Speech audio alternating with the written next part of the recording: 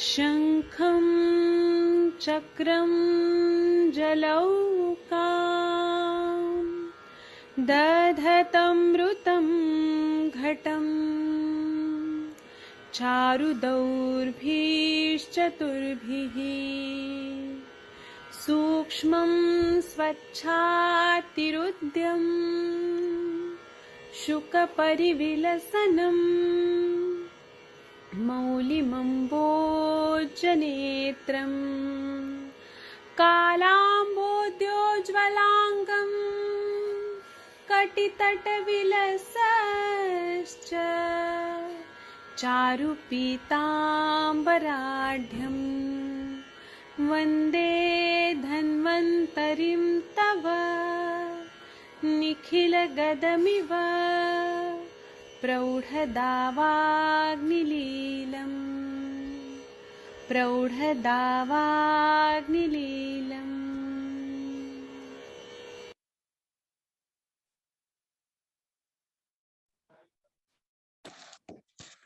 प्रणाम सभी लोगों को। मैं वैद्य अरविंद पाठक पुणे महाराष्ट्र से आप सभी लोगों का स्वागत करता हूं। सभी को कोटि कोटि प्रणाम करता हूं। तो अभी हमारा ये पांच भौतिक चिकित्सा का जो सेशन है वह शुरू होता है।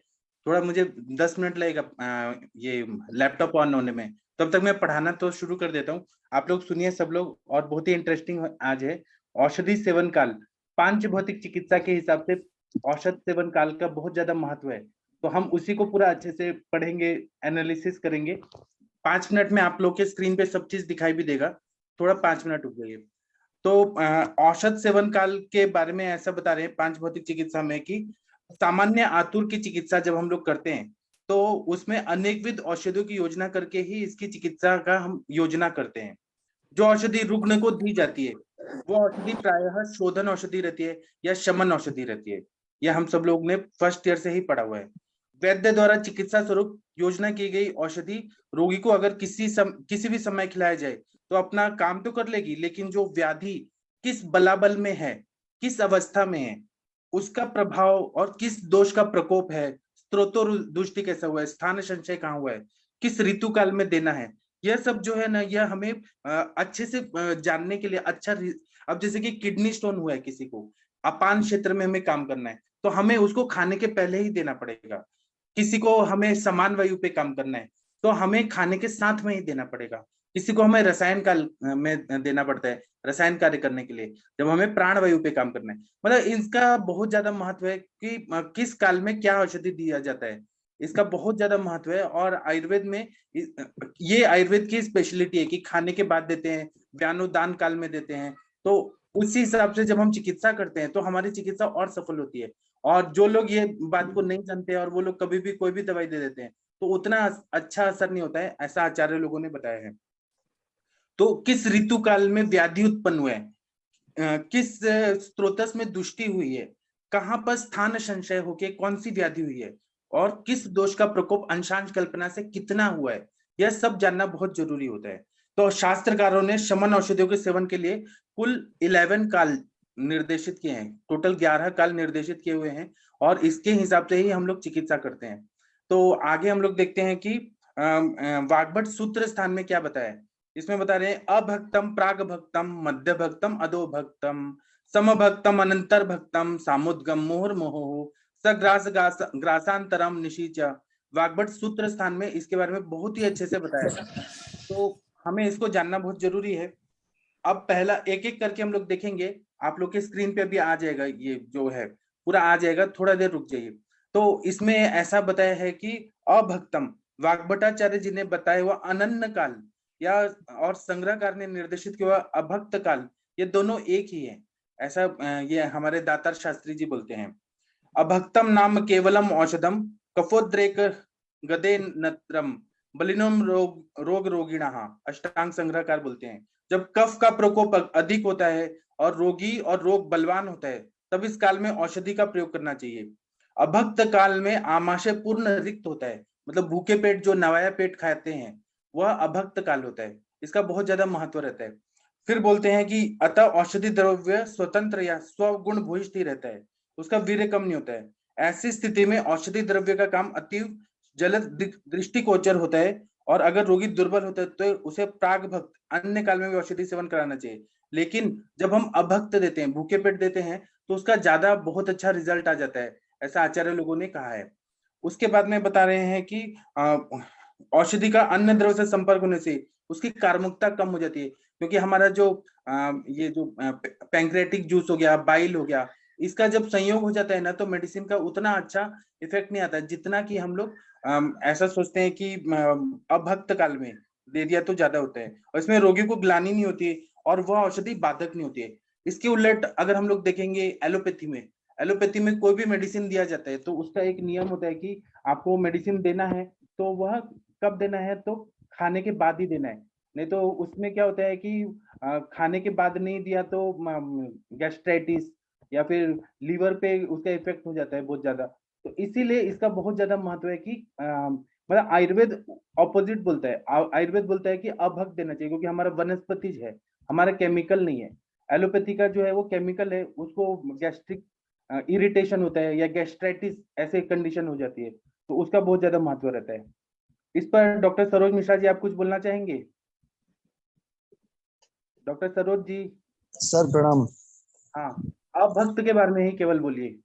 जी, अभक्त काल में जो हमारी औषधियां होती हैं जी वो सीधे अपान क्षेत्र में कार्य करती हैं। अपान वायु के क्षेत्र में जो हमारे अंग हैं, जैसे महिलाओं में यूट्रस हुआ, पुरुषों में यूरिनरी ब्लैडर हुआ, या इंटेस्टाइन का लार्ज इंटेस्टाइन वाला पार्ट, लोअर इंटेस्टाइन, या जो हमारे पैरों के रोग, मतलब जो हमारी नाभि के नीचे के अंग हैं, उनका जो क्षेत्र रहता है वो अपान क्षेत्र रहता है।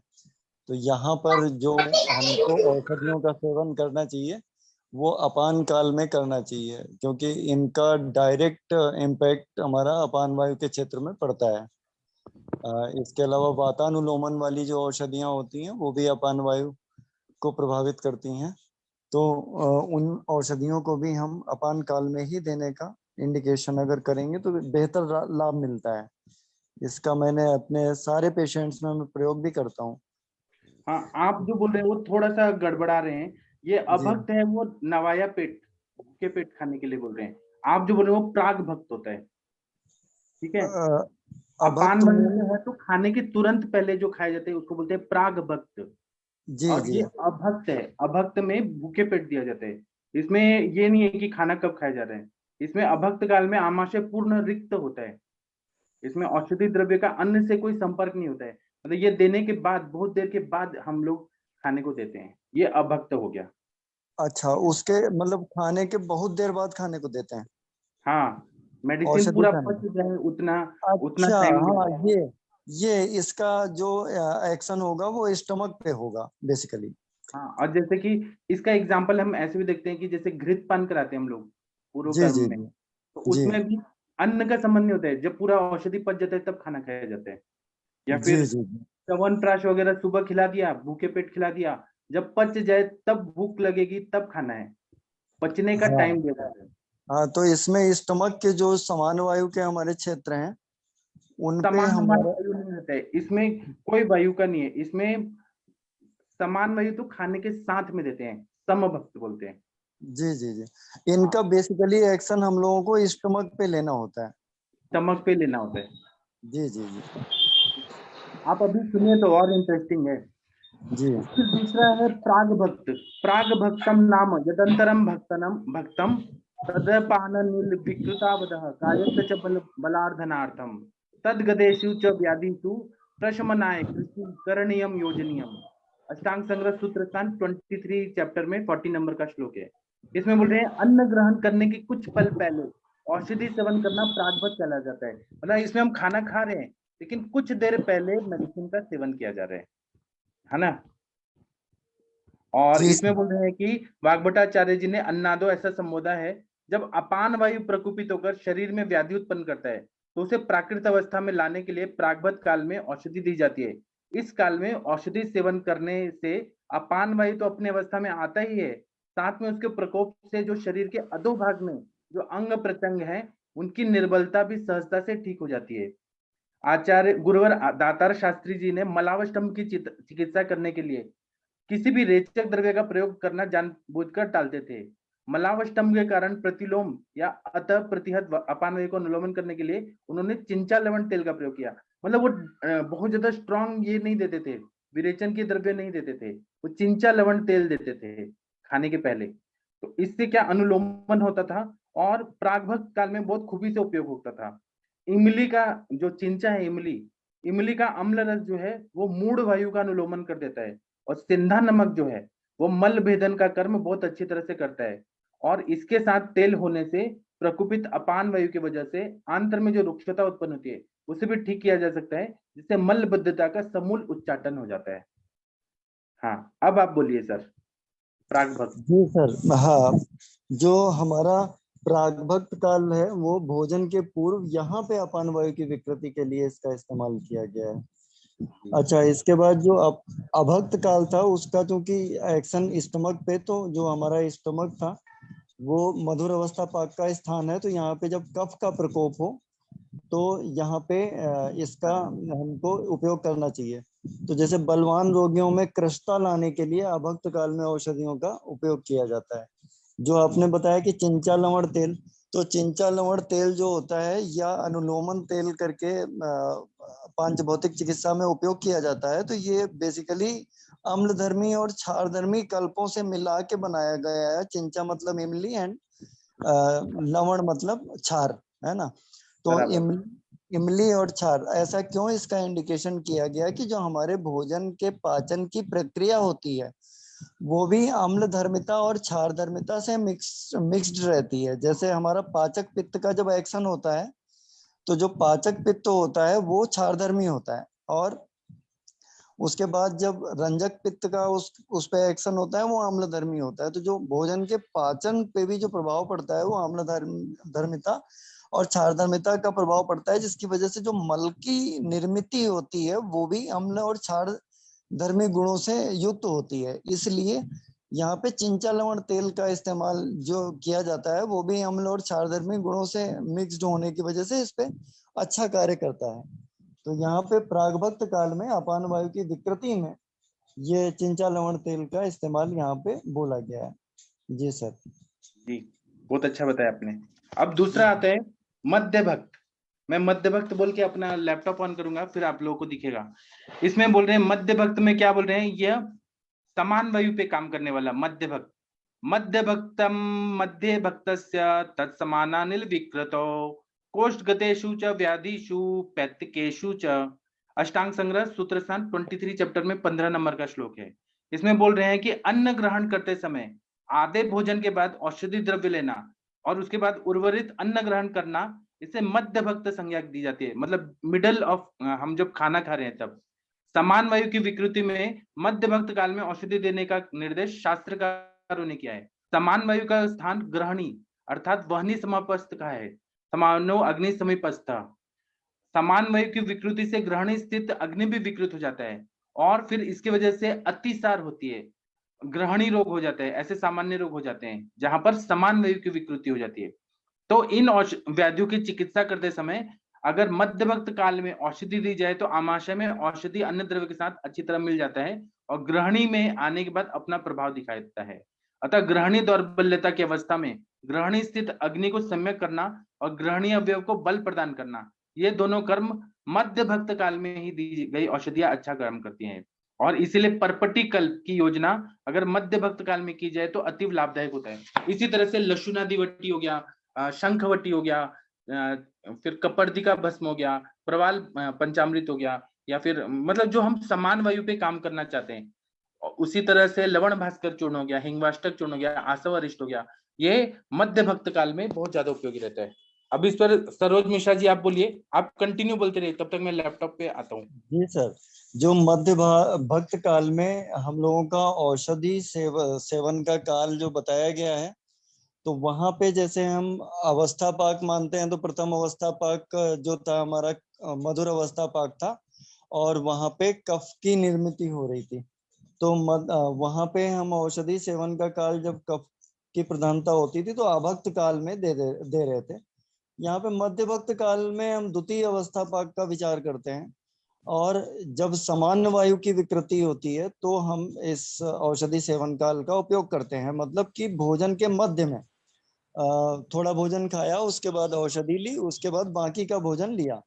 तो जहां पर समान वायु की विकृति हुई या पित्तजन्य व्याधियां हुई या उदरगत रोग हुए, जैसे सर ने बताया कि ग्रहणी रोग हुआ, तो वहां पे हम मध्यभक्त काल का इंडिकेशन करते हैं। अभक्त और मध्यभक्त, अभक्त में हम कफ प्रधान व्याधियों में बलवान रोगियों को कृष्णा के लिए करते थे। मध्यभक्त काल भोजन के मध्य में समान वायु विकृति में पित्तजन्य व्याधियों में हम लोग करते हैं, उदर विकारों में, ग्रहणी रोग में। इसके अलावा जो प्रागभक्त काल जो भोजन से पूर्व दिया जाता था, उसमें अपान वायु की विकृति वाली बीमारियों में हम लोग इसका करते थे। जी अलका मैम कुछ बोलना चाह रही हैं। अलका मैम कुछ बोलना चाहती हैं क्या? आप अनम्यूट करिए मैम, अनम्यूट कर पा रही हैं क्या Alka Gavit ma'am? Hello ma'am, hello sir. हाँ जी बताइए। हाँ नहीं सर, मैं कुछ नहीं बोलना चाहती थी, वो ऐसे ही हैंड रेज हो गया है सर। कोई बात नहीं। आप कैसे, हाँ सर। आप मेडिसिन में प्राग भक्त मध्य भक्त देती हैं क्या? हाँ देती हूँ ना सर। हाँ, तो उसका क्या रिजल्ट आता है? ऐसे देने से क्या फर्क पड़ता है? बहुत अच्छा रिजल्ट आता है सर। कभी अगर अपान वायु पे विकृति होती है तो उनको हम प्रागभक्त देते हैं, तो उनको बहुत अच्छा रिजल्ट आता है उसकी। जी, फिर वो लोग ये बोलते हैं कि एलोपैथी में तो ऐसा है कि खा के ही लेना चाहिए, तो आप क्या आंसर देती हैं? नहीं सर, उसमें तो हम ऐसे बोलते हैं कि अगर सर उसकी पैथोलॉजी, जो हम एलोपैथी अलग है और आयुर्वेद अलग है, हम अगर आयुर्वेद की तरफ से विचार करेंगे तो उसमें वो रिजल्ट देगा ही देगा सर। जी ठीक है। किसी को, सरोज मिश्रा जी आपका खत्म हो गया, आगे बढ़े। जी जी सर, जी सर। अब आता है अधोभक्त। इसमें बोल रहे हैं कि खाना खाने के तुरंत बाद ही मेडिसिन खाना चाहिए। अधोभक्तम भक्तानंतरम तत्तु व्यान विकृतो प्रदशांत मुदान विकृतो पुनः सायमासांतम। इसका मतलब है, ये अष्टांग संग्रह सूत्र स्थान 23 में 16 नंबर का श्लोक है। ये अप्पा शास्त्री ने कुछ अलग नहीं बताया, वही सब टाइम ये सब किया है, अपनी मेडिसिन पांचभौतिक की दी है, लेकिन जो टाइमिंग है अधोभक्त प्राग भक्त, ये उन्होंने वैसे का वैसे एक्सेप्ट कर लिया है। तो इसमें बोल रहे हैं कि भोजनोपरांत तुरंत औषधि सेवन करने से अधोभक्त संबोधन प्राप्त होता है।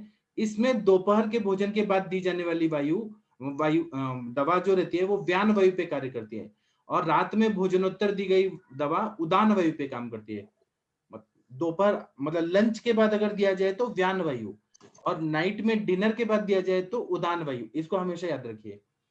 किसी रुग्ण में अगर रस रक्त क्षय के लक्षण दिखाई दे रहे हैं तो उसे प्रवाल पिष्टी के साथ मंडूल भस्म या माक्षिक भस्म दोपहर भोजन के बाद दिया जाए तो तुरंत ही उसका बहुत बढ़िया लाभ दिखाई देता है। आचार्य गुरुवर दातार शास्त्री जी के अनुसार दोपहर खाने के बाद तुरंत दी गई दवा जो है अन्न के साथ मिलकर आगे अंत्र में जाती है, इंटेस्टाइन में जाती है, और बृहदांत्र में सार्कट विभाजन के साथ सार्वभौमिक भाग के साथ हृदय में प्रविष्ट होकर व्यान वायु के साथ संपूर्ण शरीर में जल्दी पहुंच जाती है।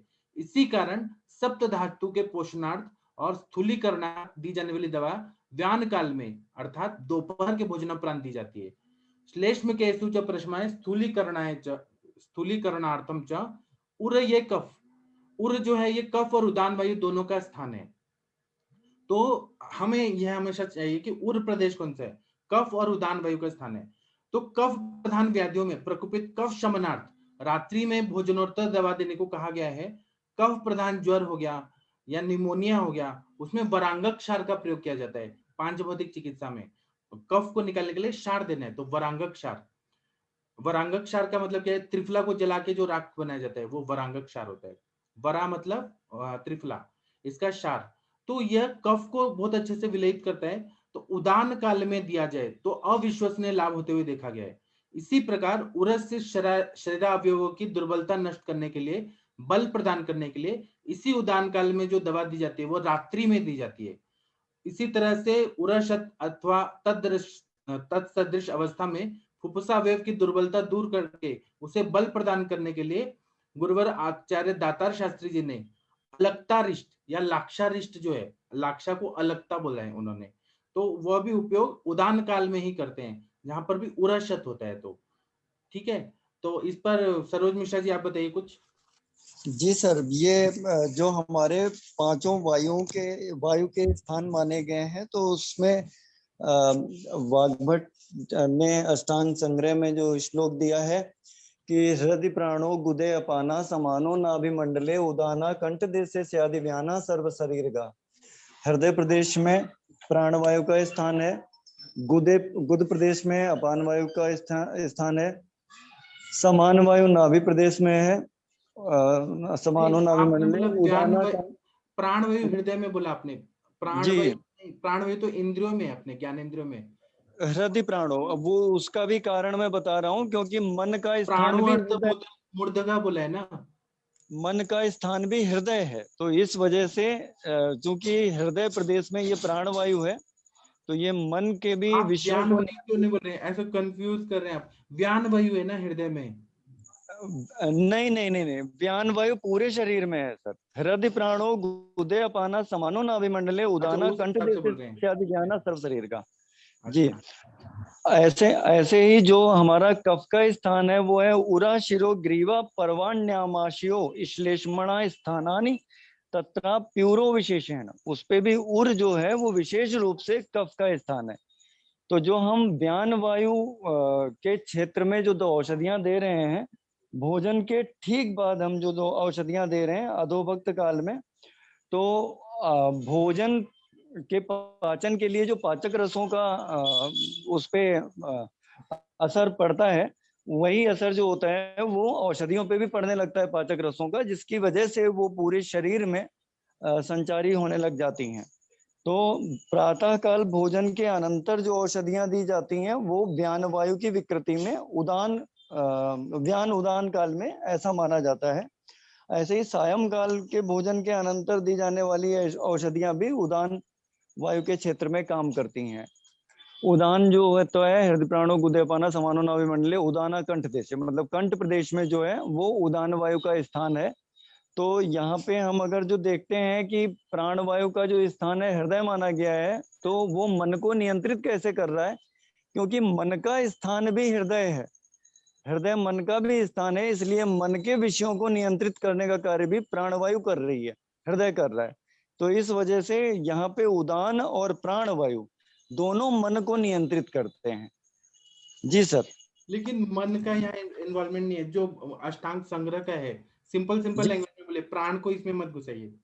आपका बात सही है, सब सही है, मैं गलत नहीं, लेकिन यहाँ पर सिंप्लीफाई करके बात करते हैं। यहाँ पे इन्होंने बोला है कि अदो भक्तम भक्तनानंतरम, मतलब खाना खाने के बाद जो तुरंत खाया जाता है, तत्तु व्यान विकृतो, व्यान की विकृति में हम लोग खाना खाने के तुरंत बात करते हैं। और इन्होंने कारण बताया है कि जब हम खाना खाने के बाद तुरंत लेते हैं तो क्या होता है, भोजन करने के बाद तुरंत दी गई दवा जो है अन्न के साथ मिलकर आंत्र में जाके बृहदांश में सार्कटिक विभाजन के बाद सारभूत भाग के साथ हृदय में प्रविष्ट होकर व्यान वायु के साथ संपूर्ण शरीर में पहुंच जाती है। इसलिए खाने के बाद जो दिया जाता है दोपहर में, वो व्यान वायु बोला है। और शाम को दिया जाता है वो उदान वायु को, कफ के व्याधियों में, क्योंकि उर जो है कफ और उदान दोनों का स्थान है, इसलिए व्यान उदान। यहाँ पे प्राण वायु का भी खिचड़ी मत बनाइए, प्राण वायु है, काम करता है, आपका बात सही है, मैं ये नहीं बोल रहा हूँ। नहीं, यहाँ पे मैं प्राण वायु को नहीं बोल रहा हूँ, यहाँ पे नहीं बोल रहा हूँ मैं प्राण वायु को, उसका स्थान आप कार्य बता रहे हैं। यहाँ पर मेडिसिन जब दिया जाता है तो खाने जी के जी बाद जब दिया जाता है दोपहर में, तो उदान वायु व्यान वायु पे दोपहर में, और शाम को उदान वायु पे। आपका जी, बात प्राणवायु का मैं क्षेत्र बता रहा था, मैं यहाँ पे प्राणवायु का इन्वॉल्वमेंट नहीं बता रहा हूँ, यहाँ पे उदान का ही इन्वॉल्वमेंट और व्यान का बता रहा हूँ। हाँ बराबर, जी आपका सर। बात सब सही है, लेकिन यहाँ पर हम औषधि सेवन काल इस पे बात कर रहे हैं। ठीक है जी सर। हाँ, पहला फिर से रिवाइज करते हैं। पहला जो है वो अभक्त काल, जो हम मेडिसिन का और अन्न का कोई संबंध नहीं है, वो भूखे पेट दिया जाता है, वो पूरा पच जाता है तब अन्न दिया जाता है, तो वो हो गया अभक्त काल। दूसरा है प्राग भक्त, खाना खाने के तुरंत पहले, जो अपान वायु पे काम करना है, क्योंकि चिंचा लवण तेल बताया, वो हमें अपान वायु के काम में काम करना है। तो मलावष्टम्भ जैसे कंडीशन है, इसमें चिंचा लवण तेल देते हैं, अनुलोमन करता है खाना खाने के तुरंत पहले। दूसरा है कि खाना खाने के मध्य में आधा खाना खा के, फिर बीच में खाना खा मेडिसिन खा के, फिर पूरा खाना खाना है, तो ये समान वायु पे काम करता है। समान वायु की व्याधियां कौन सी है, तो अतिसार है, ग्रहणी है, तो इस पे समान वायु पे काम करना है। फिर चौथा आता है अधोभक्त, जो हम खाना खाने के तुरंत बाद खाते हैं। तो दोपहर में व्यान वायु का टाइम रहता है, रात को उदान वायु का टाइम रहता है। तो इसलिए हम लोग, और रात्रि में कफ का प्रकोप ज्यादा रहता है, और कफ का स्थान जो है वह उर माना है प्रधान रूप से। कफ और उदान वायु दोनों का स्थान उर है, तो हम खाने के बाद, रात को डिनर के बाद जो देते हैं, ये व्यान और उदान हो गया। इस पे आप लोगों को कुछ बोलना है तो बोल सकते हैं। कंचन मैम, आप प्रणाम ऐसे सर। आप ही बताइए। जी सर, प्रणाम सर।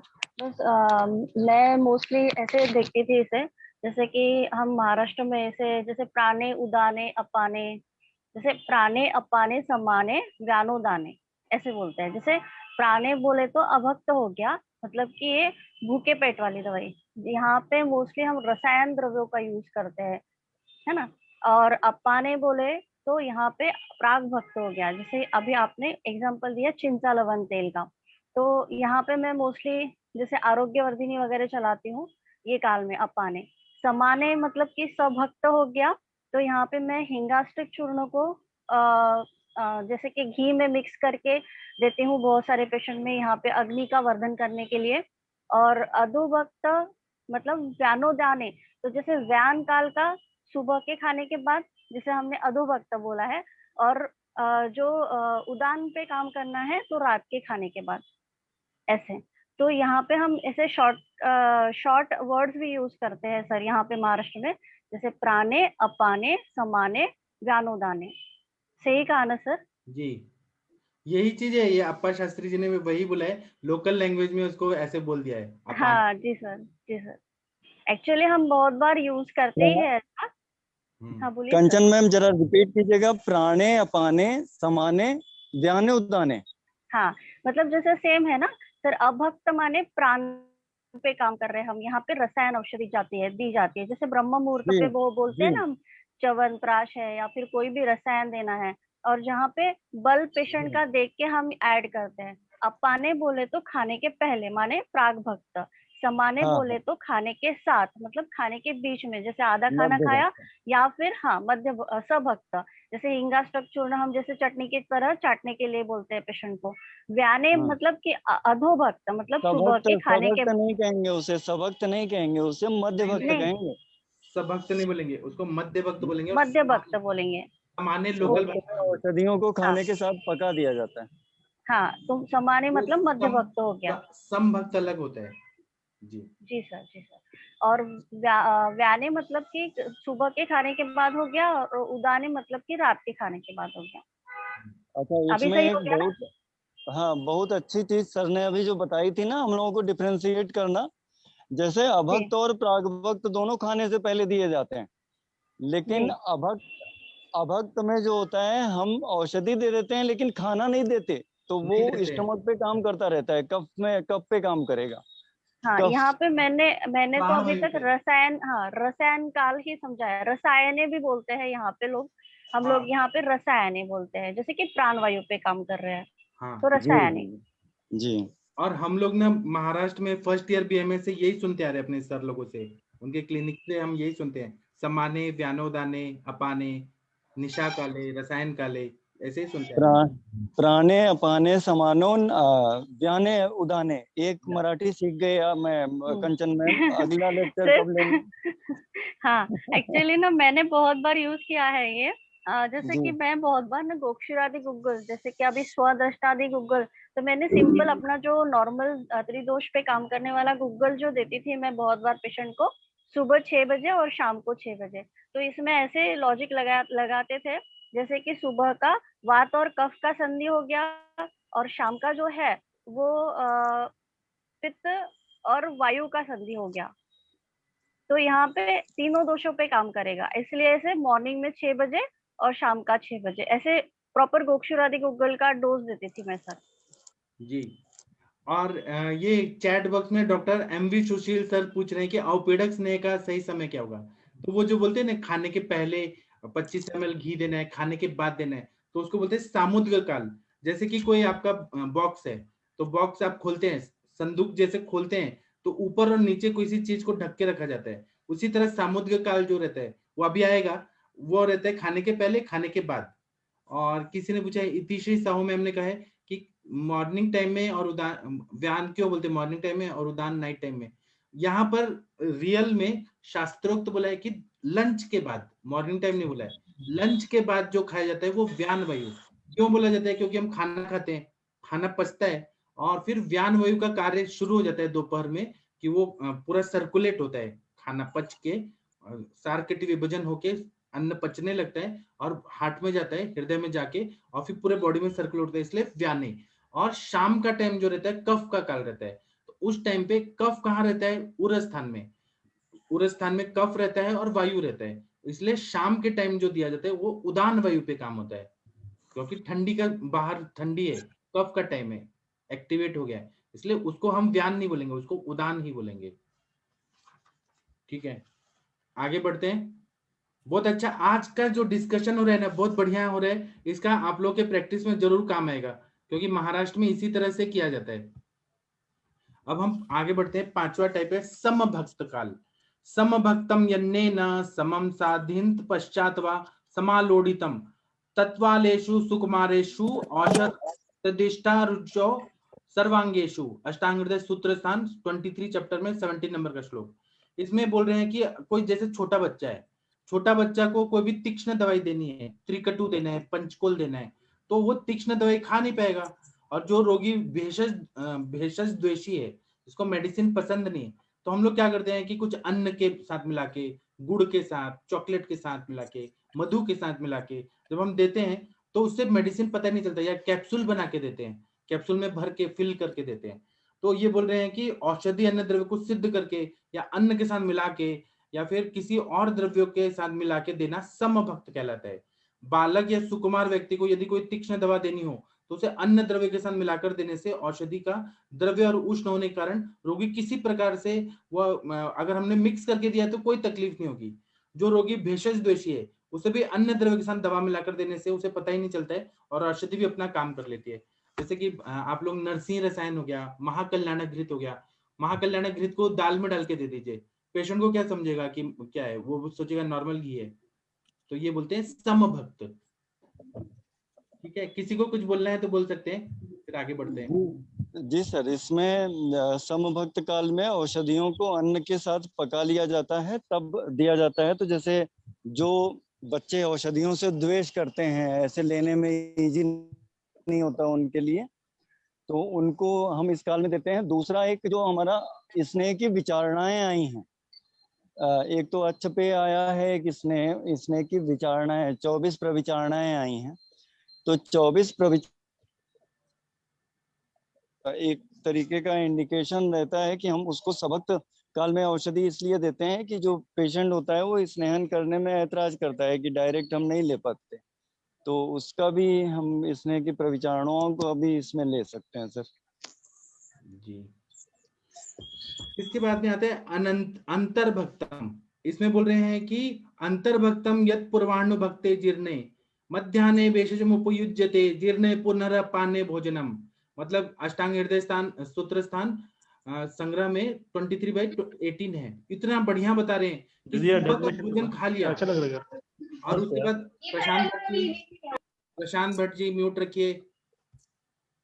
इसमें बोल रहे हैं कि सुबह का भोजन ले लिया और खाना पच गया, उसके बाद औषधि दोपहर में ले लिया और उसके बाद में औषधि द्रव्य पूरा पच गया, फिर शाम काल में भोजन कर लिया। उस तरह से मतलब ऐसे पहले सुबह खाना खाया, दोपहर में मेडिसिन खाया, मेडिसिन पचने के बाद शाम को खाना खाया, तो इसको बोलते हैं अंतर्भक्त काल। इसमें दूसरा बोल रहे हैं कि अधोभक्त काल में दोपहर के खाने के बाद दी गई औषधि जिस प्रकार व्यान वायु पे कार्मुक होती है, उसी तरह से अनंतर भक्त में दी गई वायु व्यान वायु की विकृति को ठीक करने में मददगार साबित होती है। ठीक है, व्यान वायु की विकृति की वजह से जो भी बीमारी होती है उन सब पे काम होती है। सुबह का ब्रेकफास्ट दे दीजिए, दोपहर का लंच स्किप करिए और मेडिसिन दे दीजिए, और इवनिंग में खाना दे दीजिए। तो ये जो अंतर्भक्त होता है, खाने के दोनों खाने के बीच में जो अंतर होता है, और खाना पचने के बाद दिया जाता है और मेडिसिन पचने के बाद शाम को दिया जाता है खाना, तो ये अंतर्भक्त होता है। इसका भी बहुत ज्यादा महत्व रहता है। अलग अलग व्याधियों में इसका भी हम लोग प्रयोग करते हैं। जैसे हार्ट के पेशेंट है, एंजाइना पेक्टोरिस, मायोकार्डियल इंफार्क्शन, तो उसमें हम लोग जैसे श्रृंग भस्म, ज्वार मोरा पिष्टी, ये सब देते हैं। तो अगर व्यान वायु की विकृति और व्यान क्षेत्र में काम करना है, पूरे बॉडी में ब्लड सर्कुलेशन अच्छा करना है, तो हम लोग अंतर्भक्त काल का बहुत ज्यादा महत्व मानते हैं। इस पर सरोज मिश्रा जी कुछ बोलना चाहते हैं तो बोलिए।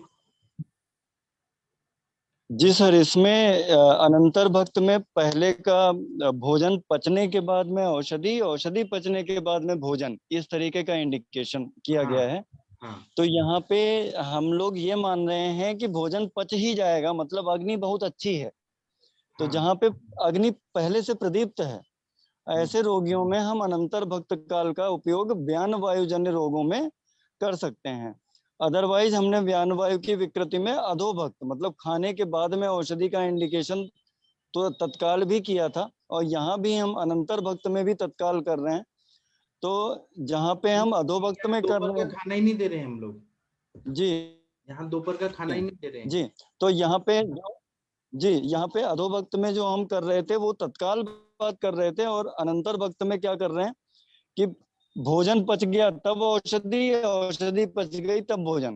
हाँ, तो ऐसा है। यहाँ पे अग्नि प्रदीप्त है और वहां पे अग्नि प्रदीप्त नहीं थी अधोभक्त हाँ, में। बराबर।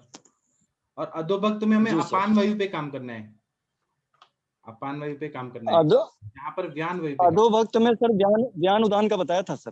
व्यान और उदान अधोभक्त का, बराबर। में, व्यान वायु के कार्य करेगा, हाँ और हाँ यहाँ पे हाँ। व्यान के वजह से जो विकृति आई है, मतलब अवयव पे जो विकृति आई, उसको अच्छा करने के लिए, दोनों व्यान पे ही है, लेकिन यहाँ पे जैसे अवयव हार्ट के केसेस में, जी, हार्ट के केसेस में न्यूरोलॉजिकल डिसऑर्डर्स जो होते हैं हमारे, जो क्रेनियल एंड स्पाइनल नर्व से रिलेटेड रहते हैं, जो कि उनका प्रभाव संपूर्ण शरीर रहता है, जी, तो उनका कार्य जो होता है वो व्यान वायु की वजह से ही होता है। जैसे पार्किंसन वगैरह, कंपवात वगैरह के रोगियों में अगर हम दे, तो इस तरीके का जिनकी अग्नि प्रदीप्त है ऑलरेडी, उनमें हम अनंतर भक्त काल में औषधियों का इंडिकेशन कर सकते हैं। और जो दूसरा हमारी के लिए कि अवकाश भी मिल जाएगा उनको, खाना पचने के बाद मेडिसिन दे, मेडिसिन पचने के बाद दे, तो उनको थोड़ा रिलैक्स हो जी जी जाएगा। जी हाँ, जी जी जी जी ठीक है। अब सातवां आता है सामुद्ग। सामुद्ग जैसे हम अवपीडक नहीं देते हैं, इसमें बोल रहे हैं यदन यदन अन्नादो अंते च भुक्तस्य। सामुद्ग का मतलब है संदूक, संदूक मतलब बॉक्स। जिस प्रकार संदूक के ऊपर और नीचे किसी भी चीज को ढक के रखा जाता है, उसी प्रकार समुद्र काल में खाने से पहले और खाने के बाद औषधि द्रव्य देकर अन्य द्रव्य को अन्य द्रव्य के बीच में रखा जाता है, मेडिसिन को। वात प्रकोप से उत्पन्न होने वाले आशुगरी, हिक्का, आक्षेपक, फिर अश्मरी, ऐसे व्याधियों में जल्दी उपचार पाने के लिए इस प्रकार की औषधि योजना की जाती है। खाने के पहले देना है और खाने के बाद देना है, तुरंत बाद, और खाने के पहले, खाने के बाद। ये सामुद्ग होता है। इस पे बोलिए आप जी। लोग।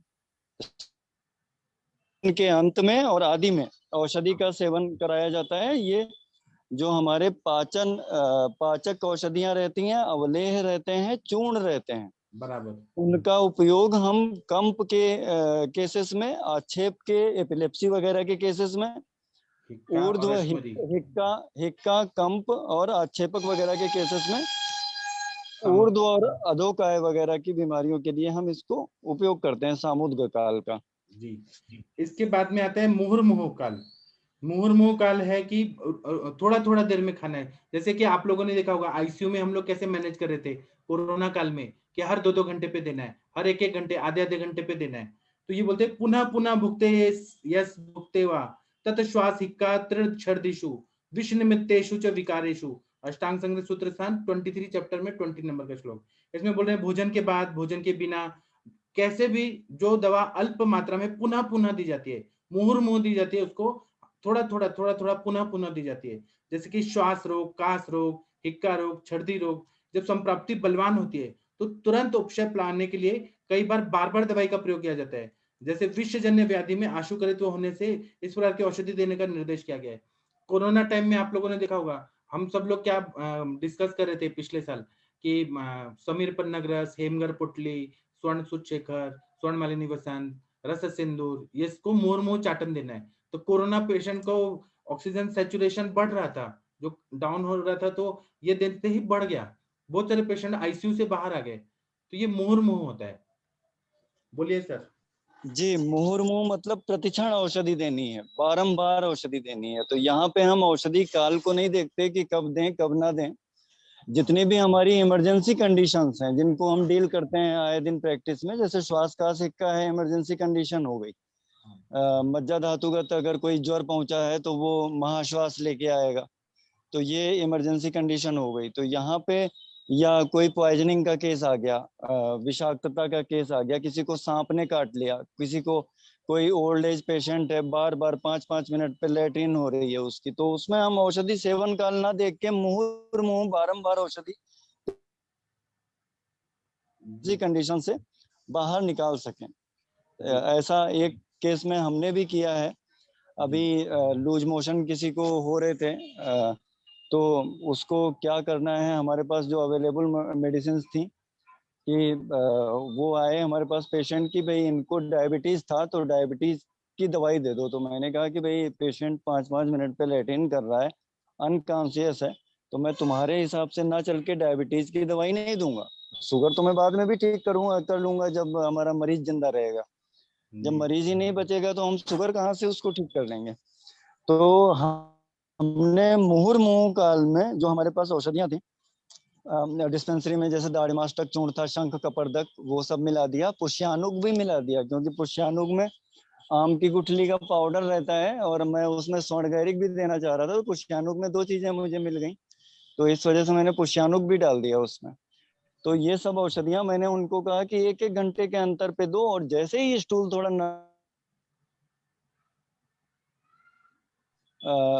कम करते रहना। तो ऐसे करके मैंने उसको लूज मोशन से बाहर निकाला, वो पेशेंट सरवाइव कर गई। जी सर। इसके बाद में आते हैं सग्रास। ये हर ग्रास एक एक कवर जो खाते हैं एक एक ग्रास के साथ, एक तो हर ग्रास के साथ देते हैं। जैसे कि सग्रासम यत ग्रास संप्रक्तम, ऐसे बोल रहे हैं कि अन्न ग्रहण के साथ हर ग्रास के साथ मिलाकर दी जाने वाली दवाई सग्रास कहला जाता है। जैसे कि जठराग्नि बंद हो गया है तो जठराग्नि को प्रदीप्त करने के लिए दवाई मिक्स करके दी जाती है। जैसे कि अजीर्ण आदि व्याधि है, उसमें हिंगवाष्टक चूर्ण को खाने में मिला के हर ग्रास के साथ दिया जाता है। लवण भास्कर चूर्ण को चावल के साथ मिलाकर हर ग्रास में लवण भास्कर चूर्ण ऐसे खिलाने की परंपरा है। इसको सग्रास बोलते हैं। बताइए सर। ये प्राणवायु की विकृतियों में भी सग्रास औषधियों का इस्तेमाल किया जा सकता है। इसके अलावा आपने दीपन के लिए बताया, साथ में वाजीकरण के लिए भी जो औषधियां दी जाती हैं वो भी सग्रास ही, इनका भी इंडिकेशन किया जा सकता है। बराबर जी सर। इसके बाद में है ग्रासांतर। ग्रासांतर का मतलब है कि ग्रासांतरम यद ग्राह्यो मध्य, मतलब ऐसे बोल रहे हैं कि अन्न ग्रहण करते समय हर ग्रास के बाद दवाई, फिर अन्न ग्रास, फिर अन्न मेडिसिन, फिर अन्न, मतलब एक एक ग्रास का ब्रेक लेना है। तो इस प्रकार हृदय रोग में दवाई खिलाने का निर्देश शास्त्रकारों ने कहा है। तो आप लोग क्या करिए कि अगर हार्ट के पेशेंट है आपके पास, तो हृदय रोग के पेशेंट है, या फिर उनको एंजाइना का प्रॉब्लम है, या फिर रिगर्जिटेशन है, या कुछ भी ऐसी बीमारियां हैं हार्ट की, मिट्रल वॉल स्टेनोसिस वगैरह है, तो उसमें आप हृदय में काम करने वाली जो ज्वार मोरा पिष्टी है, अकीक भस्म है, श्रृंग भस्म है, तो इसको 1 ग्रास खाना खा के फिर दूसरे में मेडिसिन खाना है 1 चुटकी, फिर उसके बाद में खाना खाना है, फिर मेडिसिन खाना है। ऐसे ग्रासांतर 1-1 ग्रास का ब्रेक के बाद ये दिया जाता है। तो ग्रासांतर इसका भी इंडिकेशन प्राणवायु की विकृति में भी बताया गया है। साथ में जो वमन कर्म के लिए औषधियां इस्तेमाल की जाती हैं उनका भी इंडिकेशन हम कर सकते हैं, या धूम वगैरह देने के लिए भी हम ग्रासांतर औषधि काल का उपयोग जी ग्रास के बीच में। ठीक है। अभी कंचन मैम जो बोल रही थी निशा काल, उसका बहुत ज्यादा महत्व है। रात्रि में जो देते हैं ऊर्ध्व जत्रामयेषु निशामयम, मतलब निशा काल जो रात्रि सोने के टाइम पे जो दिया जाता है। जैसे कि ऊर्ध्व जत्रुगत व्याधियों में चिकित्सा करते समय इस काल में गुरुवर्य आचार्य दातार शास्त्री जी ने औषधि योजना बहुत सारी की है ऊर्ध्व जत्रुगत विकारों में। लेकिन प्रदीप्त अनुभव के बल पर उन्होंने एक अलग सोच, रात्रि में दोषों का प्राबल्य समय पर बढ़ता और घटता रहता है, अतः जिस दोष प्राधान्य से संप्राप्ति उत्पन्न हुए उस दोष के बल दिन के जिस काल में तुलनात्मक कम हो, अगर उस काल में औषधि सेवन कराया जाए तो अधिकतम लाभप्रद होता है। गुरुवर इसे दोषों का संधि काल ऐसे समझते थे। इसी आधार पर उन्होंने सुबह 6 बजे, सुबह 10 बजे, दोपहर 2 बजे और शाम 6 बजे औषधि योजना की है। मतलब आप देखिए कफ का काल कब शुरू होता है, 6 बजे संधि काल होता है। वायु और कफ का संधि काल मतलब 6 बजे। फिर सुबह कफ का और पित्त का संधि काल 10 बजे होता है, 10 AM। फिर उसके बाद में दोपहर में 2 बजे क्या होता है, पित्त का और वात का संधि काल होता है। इसी तरह से शाम को 6 बजे क्या होता है, तो वायु का और कफ का संधि काल होता है। तो आप लोग कभी भी देखेंगे ना, अप्पा शास्त्री जी का जो है मेडिसिन 10 बजे और 2 बजे ऐसे देते थे संधि काल में। तो इसी तरह से उन्होंने 4 औषधि सेवन काल किया है, उन्होंने टाइम दिया है, व्यान, उदान, अपान, स्वप्न काल। तो इसका आप लोग लिख लीजिए, व्यान काल में काम करना है तो संधि काल में देना है तो 6 AM 6 AM। उन्होंने अपना कुछ नया मॉडिफाई करके बोला। व्यान पे काम करना है तो 6 AM, उदान पे काम करना है तो 10 AM, अपान में काम करना है तो 2 PM, और स्वप्न काल में काम करना है तो 6 PM, ऐसे टाइम दिया। वात, पित्त, कफ इन 3 दोषों की वृद्धि शायद अहोरात्र में चलता रहता है। ते अंत आदि मध्य अंतगा। इस सूत्र के अनुसार वात दोष और वायु और आकाश महाभूत प्रातः एवं दोपहर में 2 से 6 बजे तक प्रभावशाली रहते हैं। दोपहर में 2 से 6 और सुबह में 2 से 6 मॉर्निंग में। पित्त दोष है तेज महाभूत रात का जो मध्य काल होता है, सुबह और शाम, सुबह दोपहर में मतलब सुबह 10 से 2 और रात में भी 10 से 2 पित्त का टाइम रहता है। कफ दोष जो रहता है वह पृथ्वी और जल महाभूत रहता है, सुबह 6 से 10 और शाम को 6 से 10। इन दोनों दोष काल के संधि समय में औषधि देने से अत्यधिक लाभ होता है। जैसे कि सुबह शाम अगर मैं 6 बजे दिया, करेक्ट 6 बजे दिया, तो वात कफज व्याधि में 6 बजे काम होता है, मतलब सुबह 6 बजे, शाम को 6 बजे। सुबह और रात 10 बजे दिया तो सुबह और रात मतलब सुबह का 10 AM और रात्रि का 10 PM या तो कफ पित्तज व्याधि में। और दोपहर और रात को 2 बजे दिया तो पित्त वातज व्याधि में। ऐसा विचार भी लाभप्रद सिद्ध हुआ है, ऐसा अप्पा जी का है। इस पर आप लोगों को कुछ बोलना है तो बोलिए। जी, निशा काल में जिन औषधियों का हम लोग ज्यादा उपयोग करते हैं वो नींद लाने के लिए और जो लेग्जेटिव जो होती हैं जो पेट साफ करने के लिए, इन औषधियों का हम निशा काल में ज्यादा उपयोग करते हैं। इसके अलावा जो सुबह सर ने बताया कि किसी भी दिन की अंतिम अवस्था में कफ का प्राधान्य रहता है, ऐसे ही रात की अंतिम अवस्था में जो कफ का प्राधान्य रहता है। तो रात की जो अंतिम अवस्था जो होती है वो 2 बजे से 6 बजे तक कफ का प्राधान्य, और सुबह 6 से 10 बजे तक हमारा वात का प्राधान्य रहता है। तो कफ और वात का जो मिक्स्ड होगा वो संधिकाल जो होगा वो सुबह 6 बजे होगा। तो कफ और वात की प्राधान्यता वाली बीमारियों में, और व्यान काल भी यहाँ पे पांचभौतिक के अनुसार जहाँ पे हमको व्यान वायु पे काम करना है तो वहां पे हम औषधियों का जो विधान करें सुबह 6 बजे करें। इसके अलावा जो हमारा उदान काल में औषधियों का इंडिकेशन हम करें सुबह 10 बजे करें।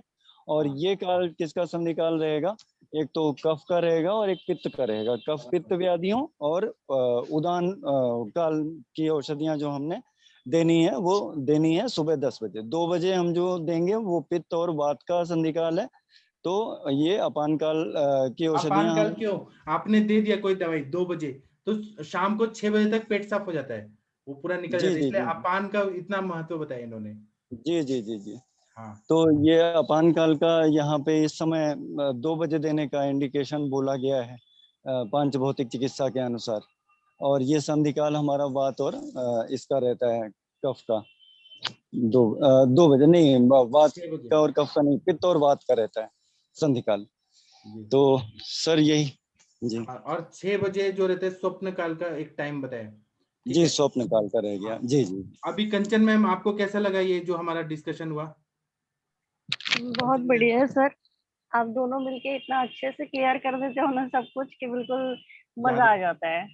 हाँ। और पूरा दिमाग में ऐसे फिट हो जाता है सर, बहुत ही अच्छा। मतलब आप बताते हो बहुत अच्छा, और सरोज सर उस पर और बहुत अच्छा बता देते हैं, कर देते हैं पूरा बढ़िया एक्सप्लेन कर देते हैं पूरा। नहीं, तो आपने भी बहुत कंचन मैम आपने भी बहुत अच्छा बताया। जो वो महाराष्ट्र की परंपरा से ना, तो हम सबका एक अप्रोच जो रहता है वो एक क्युमुलेटिव अप्रोच रहता है कि नई नई चीजें निकल के आती हैं।